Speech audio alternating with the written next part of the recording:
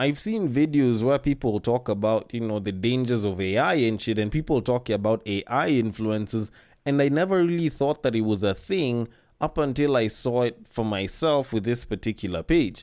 And to think that there's a guy or there's guys that look at this page, that look at these images and they're like, oh my shitness, I'd want to be with this babe. She's like the definition of perfect for me. Just seems a little bit odd. Now, granted, there was a bottle of lotion right next to it. The royal penis is clean, Your Highness.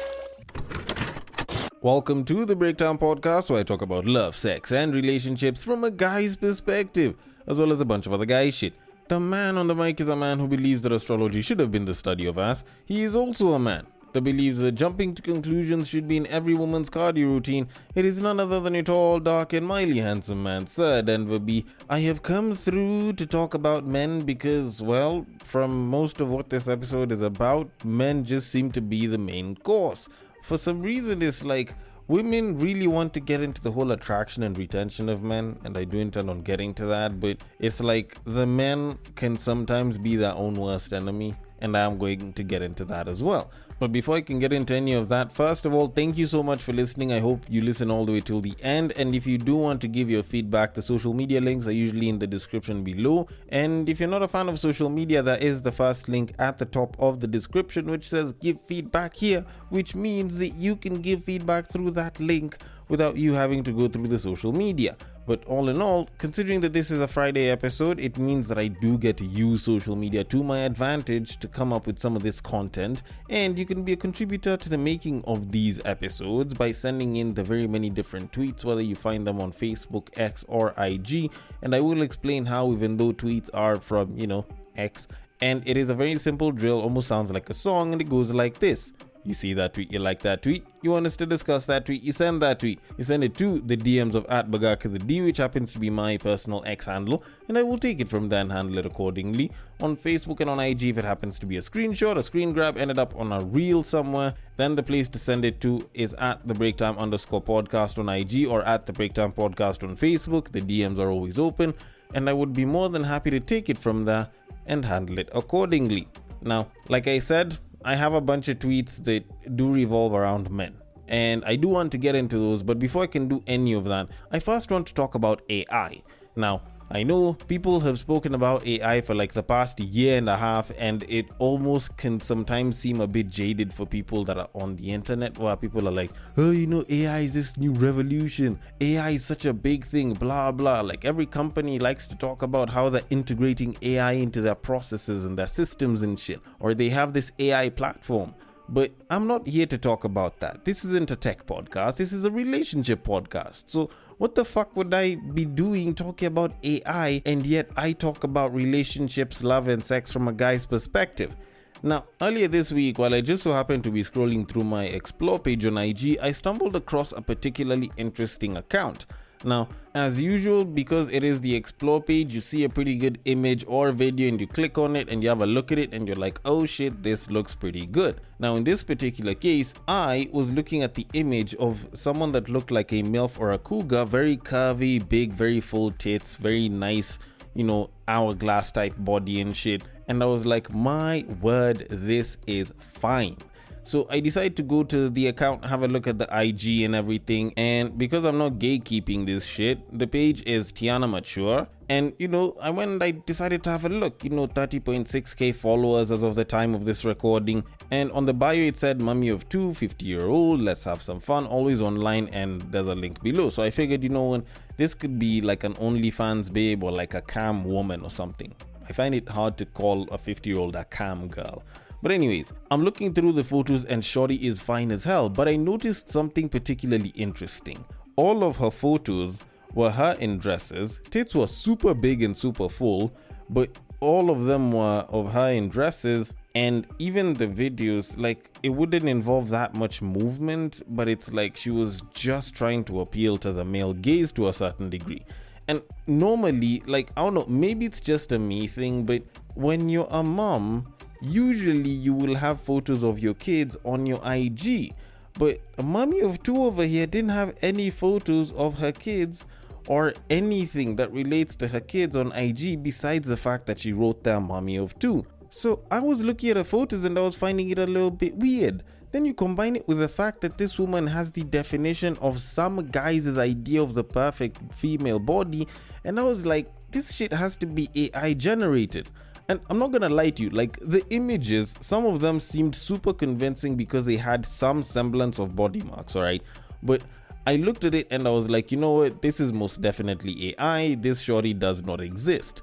And I kind of concluded that, and mind you, like my entire thought process on this entire thing took like maybe a couple of seconds at best. But I was looking through the comments because I go and I look through like the photos, maybe one or two of the reels, because it's just a few seconds of her just adjusting the pose and shit. And I look through the comments and it's men that are just busy declaring their love for her. They're like, oh, I want to be with you forever, blah, blah, blah. And it actually hit me for a second that there's guys out here that are actually falling for this babe, yet she is an AI generated piece of imagery. Like, don't get me wrong, I can understand parasocial relationships and, you know, people having feelings for someone that they've never met physically, but this is a very, very extreme level, and it's actually a bit concerning. Like, I've seen videos where people talk about, you know, the dangers of AI and shit, and people talk about AI influences, and I never really thought that it was a thing up until I saw it for myself with this particular page. And to think that there's a guy or there's guys that look at this page, that look at these images and they're like, oh my shitness, I'd want to be with this babe, she's like the definition of perfect for me, just seems a little bit odd. Now granted, there was a bottle of lotion right next to me. Not that that's relevant information, but it was there. And looking at the image, you know, like it is the definition of some guy's idea of perfect, especially if you've grown up watching a lot of cougar and MILF porn. This is like the closest definition of perfect that you'd probably want from a real life human being. The only thing is, it isn't real. And when I look at this page, when I look at these images, it very easily occurs in my mind that it's most probably, and I'm probably like maybe 70, 80, probably even 90% certain that the person that operates this page is a guy. Mainly because of some of the stuff that I see in the caption, but more so beyond that. Like, you look at the kind of image, like if you were to ask a babe to draw out, you know, a guy's definition of the perfect woman, they would draw out their version of the perfect woman and then make a couple of things big here and there. Not to the extent that these images look, but something fairly close, but it would be a fairly smaller woman as compared to the image that I have over here. What I'm seeing here is like the unrealistic version of perfect that a lot of guys look for whenever it comes to stuff like porn. So having looked at this, like, it was pretty sad, it was pretty interesting at the same time, because on one end it's like there's people that are actually really falling for these AI generations of what perfection should be on a human being, but at the same time it's super sad that there's guys that do not see that this is just baiting them into possibly, I don't know, throwing a bunch of money on like some chat or some camgirl site for BS, and it's probably being operated by a dude that doesn't mind profiting off of whatever misery or loneliness that they might have because they're not approaching and or talking to actual women, which is quite sad, But all in all, since I can't control what it is that you decide to go and see and who it is that you decide to go and view on IG, I am going to leave it at that and move it on to the tweets that I have intended on talking about. So on to our very first tweet of this episode, which is posted up by a woman who said, and I quote, "But most men these days are too lazy. You no longer chase girls you claim to love. Like, what happened?" End quote. Okay, so this actually doesn't feel as hard to answer as I'd have probably thought about, like maybe like a while back. Just mostly because I think about it today, and you remember how back in the day people used to be like, oh, you know, just approach her, what's the worst that she could do besides saying no? Like, I think about this today and I'm like, that's not the worst that she could do. There's definitely worse than that. And I think about this and I'm like, on one end, if she says yes, it could be both good or bad. If she says no, it could be both good or bad. And I think about that in the sense that a lot of people nowadays have gotten into this whole thing where they try to capitalize on people that like them, which is actually very sad and a little bit disgusting depending on how you think about it. So it's like a guy goes, he approaches a babe, he really likes her. Shorty looks at this guy, thinks of him as like a meal ticket, decides to entertain and engage him a little bit here and there, but mostly because she wants something, not necessarily because she cares. So this guy goes ahead, puts in effort, and he's practically turned into a simp. And yet this babe is enjoying the benefits while probably, I don't want to say getting railed by another guy, but probably doesn't care about the guy, doesn't really give him that much attention. And as a result, it's like, now, yes, the worst that you'd have gotten wasn't no, but it's not like what you're getting is any better. Then on the other hand, if she does tell you no, like telling you no is just like basic rejection. And that might seem like it's just a very, very small thing. It's not that big of an issue, even though, depending on your experience, it can be pretty big, but it can go all the way to public humiliation. So you go to that point, and it's better if you didn't approach or try talking to her in the first place, because it's like now she's gonna make you feel like you're a piece of shit, or she's gonna make you feel like you're nothing or you're less than nothing because you approached her and she wasn't interested in you. And there's gonna be some babe who's gonna be like, oh, approach women that like you, and you're like, how the hell am I supposed to know that she likes me? Not unless if I approach her quite a lot of the times.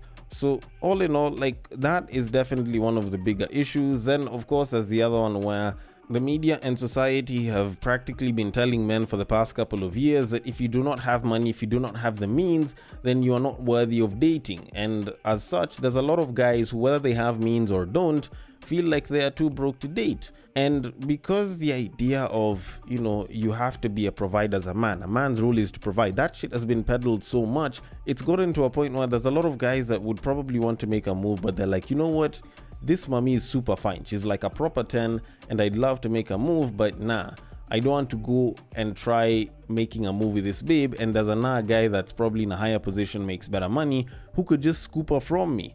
So let me go make sure I get my money right, then I can probably go and start making a move on, these kinds of babes. And as such, they just don't approach. Especially if you're a super fine babe, it's like, now the assumption is, if I'm going to hit on her, there's probably another guy that could be financing or some shit. And it's not like it's a bad thing. It's not like guys are looking at it as like super fine women are all hoes or anything. It's just, I need to make the kind of money that wouldn't put me in a position where like some guy with more money can scoop my babe from me. And as a result, a lot of guys aren't making that move, which leads to the last but definitely most important reason out of all of this, which, actually fuels the initial two, which is guys just don't have confidence these days. Like, a lot of guys do not seem to have the confidence to approach a woman. Now, all these other reasons generally just go back to the whole idea of, I don't feel like I'm confident enough that if I go and I approach her, that I'm gonna get a yes. Now, of course, like I said, if no was the worst that you could get, then yeah, probably that wouldn't make a lot of guys pretty wary or lack the confidence or feel like they wouldn't be worthy. But even though we were to bring it back to the worst that you can get is no, I feel like there's a lot of us in society today that just aren't as social, that don't have enough social skill practice, if I can call it that. And as a result, them getting the no might not be the worst thing, and it might not be all that bad, but even getting to the point where you start talking to someone of the opposite sex that you like is such a big thing for them. They do not have as much experience with it. So as a result, they kind of just decide to cut their losses and not even attempt in the first place. But all in all, I could be wrong about that. I'd like to think that I'm not, but if I am wrong, you can always hit me up and give me your feedback. But I'm going to leave it at that and move it on to our very next tweet of this episode, which was posted up by a man known as Caliph Cairo, who said, and I quote, "It's pretty wild how many young, successful and moneyed women are out here but single because a lot of guys are unable to level up." End quote. To which someone else decided to post up a message that was posted up by a lady who said, and I quote, "I'm a 31-year-old lady doing well in multiple businesses. I'm also a beautiful woman. I feel it's time to settle down, but I'm confused AF as to who I want to settle with. Most men my age are just starting out in life and are not where I am financially. I have friends who've told me to just agree to settle down as a second wife to a rich man, which I don't want. Some have told me to just get kids and forget about marriage since men are intimidated by my kind," quote unquote. I met a man recently and I really would not mind a life with him. He lives on Thika Road, I live in Kilaleshwa. I drive a Porsche, he drives a Subaru. Most importantly, he is a good man, kind, gentle, and very smart. Has anyone quote-unquote cleaned a man and married them and it was successful? Please ask your followers before it bites me in the ass. End quote. Okay, so I'm gonna try and respond to both of these individually, mostly because I feel like the both of them are kind of different, and hopefully I shouldn't take too long with it. Now, in Cairo's case, where he was busy talking about there's a lot of young, pretty successful and moneyed women that are out there, but they're single because guys aren't leveling up. I don't think it's a case of guys not leveling up. I think to some degree, okay, maybe from his end he might look at it as, because he's a successful guy and he meets with a lot of these women, it's like guys aren't leveling up. But that's not really the case. When you look at a lot of these young, very successful women, especially from a professional standpoint, they actually get accelerated because they tend to be in fields that are particularly lucrative, and because they are mostly dominated by men, for them being women there, they tend to get that boost and that acceleration through the system and in their professional career, because you will find that there are programs that will cater to them, that will favor them, that will help them with training, that will help them with career progression and shit. Also, if they're working in a company where it's majority male in that department or in that field and they are female, then there's a pretty good chance that they'll stand out for doing pretty much the same job. And if they do slightly better than a lot of other guys, then of course they'll be elevated up a lot more because people will pay more attention to them. It's just the fact that they are a much smaller group.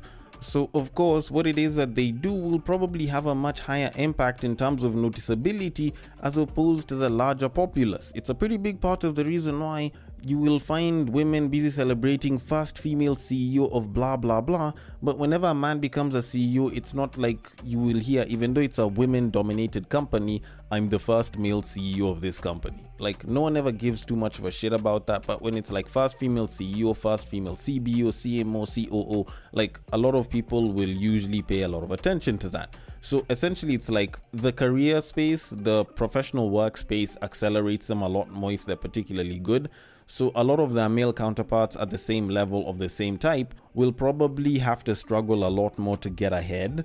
So you might be the same age, you might have finished university at the same time and started working in that same organization at the same time, but she'll just stand out more because there's not that many women in that field. Also, from a business perspective, there tends to be a little bit more financial incentive to put women in business. Like, there was a point in time when every single major bank had specific loan packages just geared to women, and they didn't even have any for the youth.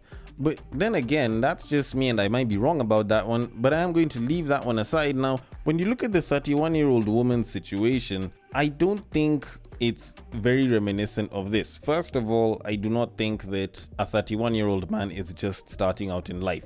Like, most 31-year-old guys are in the professional workspace if they've been working at it and are on a pretty average level, either on a supervisory or on lower to mid, sometimes even senior level management in small companies. So for someone to be like, most men my age are just starting out, that's not really the case. Now, a lot of 31-year-old guys, usually like between the age of like 30 and 35 for a lot of guys, that's when they're actually trying to settle down and get married.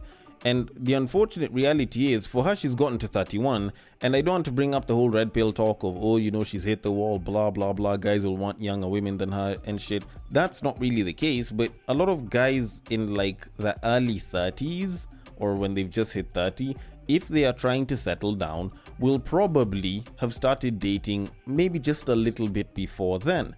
And when they're at that point, they're probably trying to settle down and they've probably been dating for a bit of a while. So not unless if you're trying to scoop a guy who's already taken, then there's a pretty good chance that a lot of those guys who are trying to settle down at that point in time already started dating a couple of years beforehand, and they're just sort of finalizing and then they'll get married. Of course, it's not like all 30 something plus niggas are taken and shit. Of course there are single ones, but the problem with a lot of them is a lot of the single ones that are between the age of like 30 and like 35, 36 are making particularly good money at that point. They're at that stage where they can now call themselves financially stable. They have some disposable income. They can live a little bit better.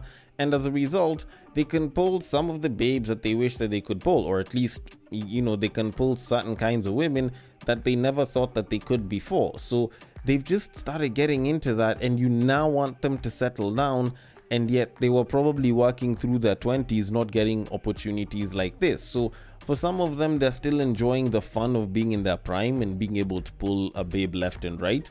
So settling down for them isn't the best option. So not unless if you're looking towards guys who are in their 40s, of which by the time you're getting that, it's like now you're starting to look into like divorcees and shit. For the most part, the group of guys that are within the age group that she'd probably want, which is from like 30 going up, most of them are probably taken. A lot of the single ones aren't seriously looking to settle down at that point in time, and the few that may be wanting to settle down are so far between that finding them isn't all that easy. Although then again, considering that I haven't hit 30 or 31, I could be wrong about this, but all in all, this is a case of people looking at the wrong standards and making guys look like they're the ones that are fucking up. Yet that's not really the case, but I could be wrong, and there could be another way to look at it. So I am going to leave it at that and move it on to our very final tweet of this episode, which was posted up by a woman who said, and I quote, "Dear men, what can stop a man from cheating?" End quote. Okay, so the answer for this one, it's gonna be pretty hard. It sounds simple, but it's gonna be pretty hard, and it's not like it's one of those things that is super specific. It's actually a bit of a general thing, but it still seems like it's gonna be pretty hard, as simple as it sounds. And before I even give the answer, I'm gonna give a disclaimer. It doesn't 100% guarantee that the guy won't cheat on you. It highly reduces the chances quite a bit, but it doesn't guarantee that the guy will not cheat on you. And with that disclaimer given, I am going to give you the answer, and that is treat him well. Like, treat him really well.